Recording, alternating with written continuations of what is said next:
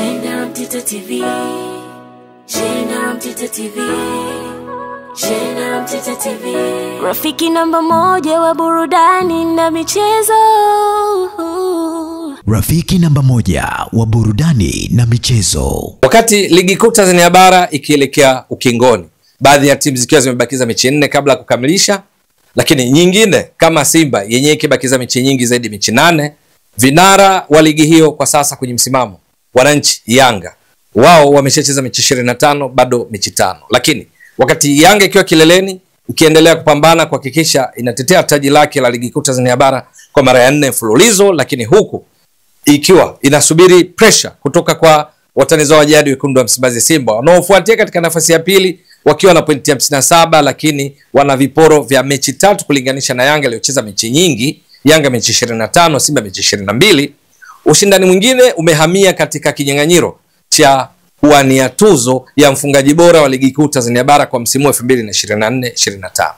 Wapo wachezaji wengi ambao wana idadi nzuri ya mabao. Hapa unazungumzia mchezaji kama Clement Mzize Walid ana mabao 11, lakini pia kuna mchezaji kama Steven Dese Mukwala na mabao 9, Lionel Ateba Mbida na mabao 8 na kadhalika. Lakini leo hii katika mechi ambayo Yanga walicheza 25 wakiwa ugenini, Chamazi Complex ucheza dhidi ya Azam na kupata ushindi wa mabao 2-1. Mchezaji bora wa mechi hiyo ni Prince Mpumelelo Dube, ambaye kile alichokifanya katika mechi ya leo kimemfanya sasa awe katika nafasi nzuri ya kuwa miongoni mwa wale wanaozidi kuwania tuzo ya kiatu cha dhahabu kwa msimu huu wa 2024-25, tuzo ya mfungaji bora kwa ligi kuu Tanzania bara msimu huu. Ni kwa sababu gani? Katika mechi ya leo ambayo Azam walipoteza kwa mabao 2-1 dhidi ya Yanga, wao wakiwa nyumbani kwenye uwanja wao wa Chamazi Complex, aliwaletea madhara haya kwenye haya mabao 2 ni mchezaji wao wa zamani. Huyu ni Mzimbabwe, Prince Mpumelelo Dube. Ni kwa sababu mabao yote 2 Prince Dube alihusika. Bao la kwanza lililowekwa wavuni na Peodo Pacom Zouzoua katika dakika ya 11 ni matokeo ya jitihada zilizofanywa na Prince Mpumelelo Dube kumzidi maarifa kipa wa Azam Zuberi Foba na kujaribu kufunga mpira ambao hata hivi ulikuwa unaonekana kutoka kidogo kwenye nguzo ya goli. Lakini wakati huo Peodo Pacom Zouzoua alikuwa tayari ameshawazidi mabeki wakati wa Azam akina Eva Betha pamoja na Yoro Diaby na kufika na kuweka mpira wavuni. Matokeo yake yakamfanya Dube katika bao hili aandikishe assist yake nyingine katika msimu huu katika ligi kuu Tanzania bara.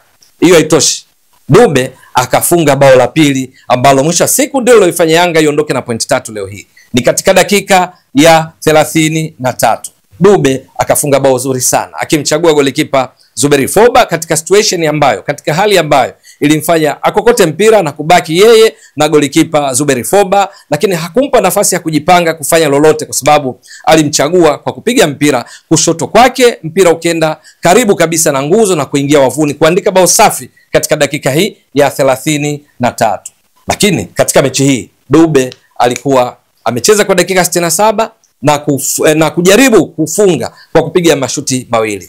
La kwanza lilipiga katika dakika 26 ambalo hili alikuwa amepata pasi nzuri kutoka kwa beki wao alikuwa amepanda Kibwana Shomari, beki mbili alikuwa amepanda, lakini akiwa yeye na golikipa Zuberi Foba, Dube alishindwa kutumia fursa hii kwa kuifungia Yanga bao kwa sababu shuti alilopiga lilichezwa na golikipa Zuberi Foba. Lakini shuti lingine la pili alikuja kulipiga katika dakika 33 nilolielezea kwa sababu ndilo liloipa Yanga bao la pili. Kwa hiyo leo hii Dube alionekana kupiga mashuti 2 yote on target na kisha akatoka katika dakika 67 akatolewa na nafasi yake ikatwaliwa na mchezaji wa kimataifa kutoka Jamhuri ya Kidemokrasia ya Kongo Jonathan Ikangalombo.